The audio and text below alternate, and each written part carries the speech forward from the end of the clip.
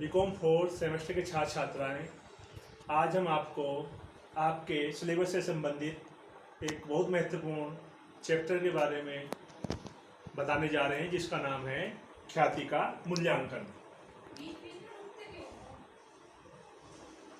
ख्याति का मूल्यांकन, वैल्यूएशन ऑफ गुडविल।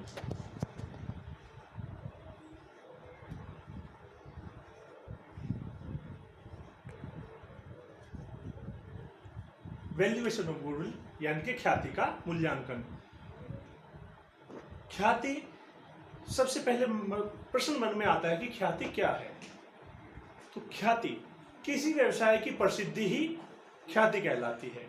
यानी कि जब कोई व्यवसायी व्यापार करता है और वह इतना अपने व्यवसाय को स्मार्ट कर लेता है कि उसके बारे में जानकारी दूर दूर तक चली जाती है, दूर दूर के लोग उस व्यवसाय से क्रय विक्रय करने के लिए आते हैं, तो उसको हम साधारण भाषा में व्यवसाय की प्रसिद्धि या ख्याति कहते हैं।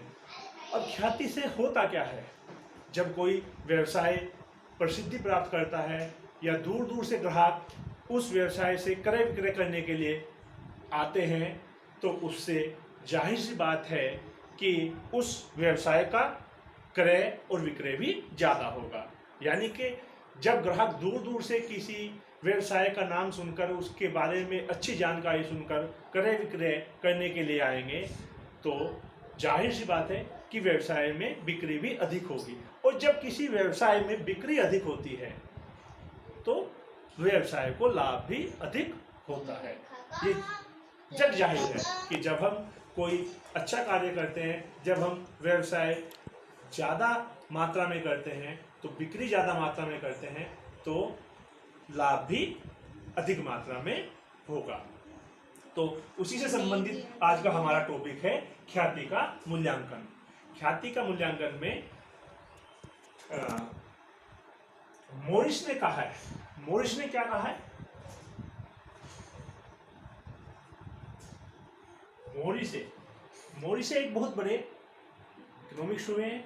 उन्होंने कहा है ख्याति एक फर्म के अनुमानित, मैं लिख देता हूं,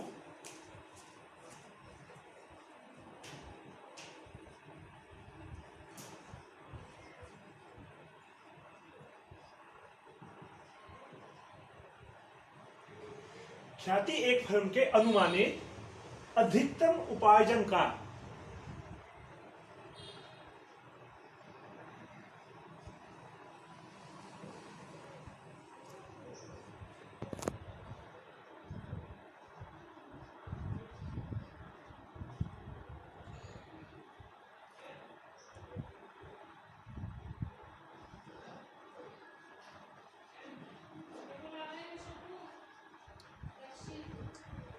मोरिसी ने कहा है ख्याति एक फर्म के अनुमानित अधिक उपार्जन का वर्तमान मूल्य है। यानी कि एक फर्म का जो हम अनुमान लगाते हैं कि उसमें अधिक से अधिक कितना लाभ हो सकता है, और वह लाभ व्यवसाय की प्रसिद्धि से प्रेजेंट समय में, वर्तमान समय में हमें हो जाता है, तो वही ख्याति कहलाती है। इसी प्रकार से एक दूसरे राइटर हुए हैं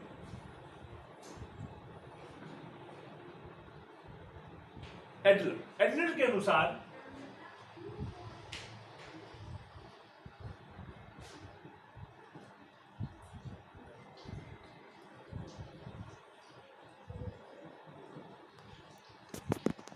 जब एक व्यक्ति किसी व्यापार को शुरू करता है, जब एक व्यक्ति किसी व्यापार को शुरू करता है, तो वह उसमें अधिकतम लाभ की संभावना को तलाशता है।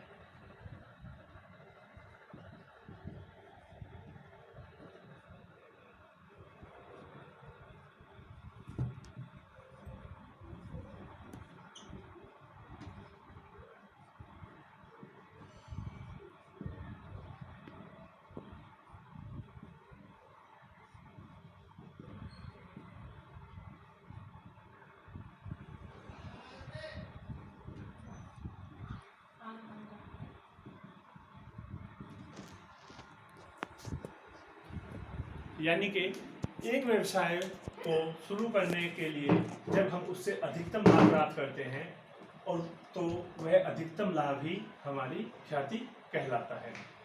अब यह ख्याति किन किन कारणों से व्यवसाय में पैदा होती है?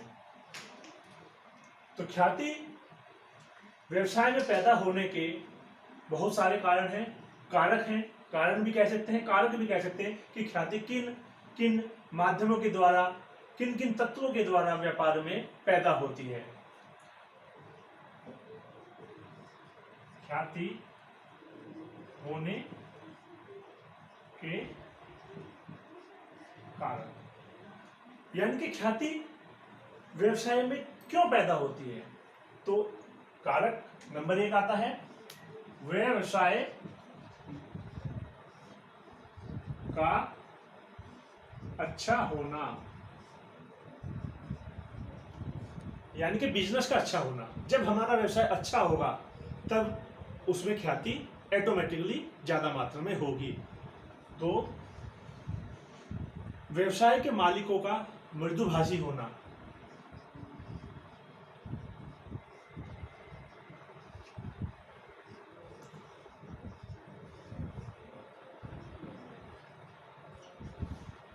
क्योंकि जब किसी व्यवसाय के मालिक मृदुभाषी होंगे, वो अच्छे से ग्राहकों से बोलेंगे, तो जाहिर सी बात है ग्राहक भी उनके व्यवहार से संतुष्ट होंगे और बार बार उस व्यवसाय से क्रय विक्रय करने के लिए आते रहेंगे।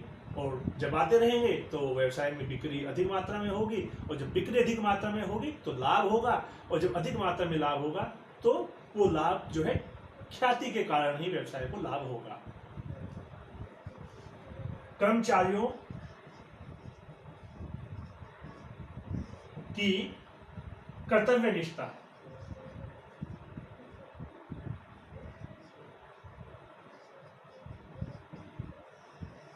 यानी कि व्यवसाय में जो भी कर्मचारी होंगे वो पूरी लगन से कर्तव्यनिष्ठ होकर व्यवसाय में जी जान से अपना सहयोग देंगे, तभी व्यवसाय उन्नति करेगा और व्यवसाय में ख्याति का प्रादुर्भाव होगा। प्रादुर्भाव से मतलब ख्याति बढ़ेगी। ग्राहकों को संतुष्ट करना,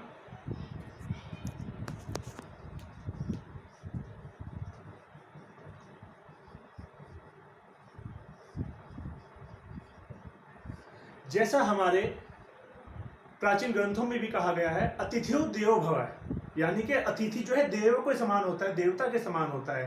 तो हमारे लिए ग्राहक भी, किसी व्यवसायी के लिए ग्राहक भी एक देवता समान होता है, देवता तुल्य होता है। जब ग्राहक आएंगे तभी व्यवसाय में बिक्री होगी, तभी व्यवसाय लाभ कमाएगा। यदि ग्राहक ही नहीं आएंगे तो व्यवसाय नहीं चल पाएगा। इसलिए ग्राहकों को संतुष्ट करना व्यवसाय का बहुत ही महत्वपूर्ण कार्य है। यह व्यवसाय के मालिक भी करेंगे और व्यवसाय में जो भी कर्मचारी कार्य कर रहे हैं वो भी इन ग्राहकों को संतुष्ट करने का कार्य करेंगे, तभी व्यवसाय में ख्याति पैदा होगी, तभी व्यवसाय में लाभ अधिक होगा। नंबर 5, उच्च क्वालिटी का सामान उपलब्ध कराना।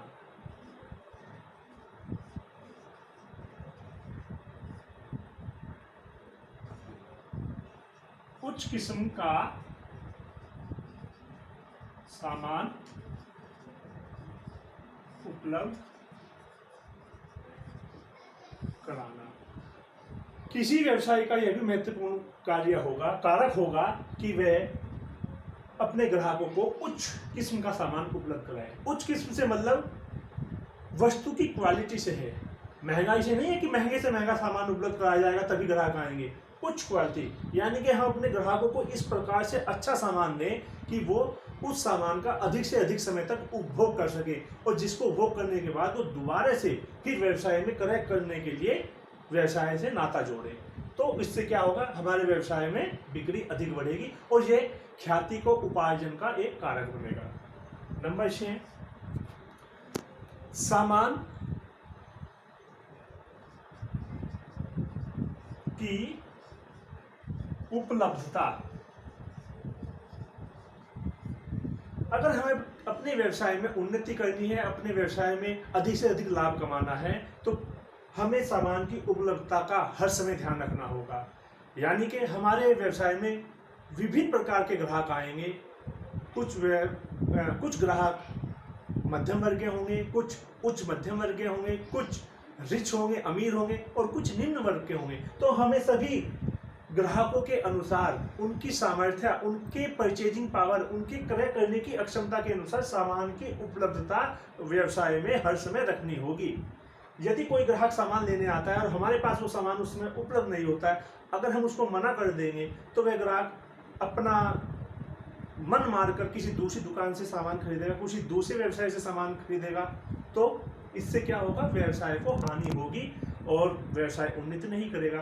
तो यह भी किसी ख्याति को उपार्जन करने का एक महत्वपूर्ण कारक है कि व्यवसाय में सामान की उपलब्धता हर समय मौजूद होनी चाहिए। नंबर 7वां पॉइंट है सम्मान। मृदुभाषी। सम्मान, मृदुभाषी, आवाभगत,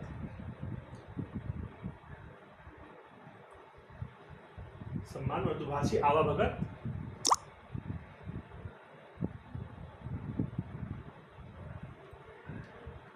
किसी भी व्यवसाय के कर्मचारियों को, अपने ग्राहकों को हमेशा सम्मान देना चाहिए। जब वो सम्मान देंगे तो ग्राहक के मन में उस व्यवसाय के प्रति एक अच्छी भावना पैदा होगी, और जब अच्छी भावना पैदा होगी तो वह ग्राहक बार बार उस व्यवसाय से अपना नाता जोड़ेगा, उस व्यवसाय में बार बार क्रय विक्रय करने के लिए आता रहेगा और व्यवसाय उन्नति करेगा। 8वां पॉइंट है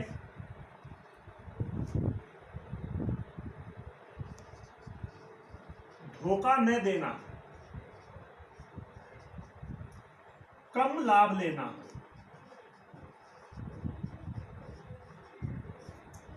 विश्वासघात न करना।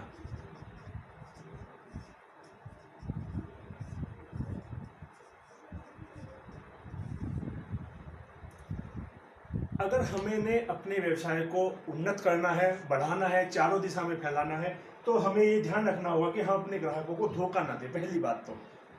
क्योंकि धोखा देने से ग्राहक के मन में व्यवसाय के प्रति असंतोष फैल जाता है, जिस कारण से वह व्यवसाय से नाता तोड़ सकता है।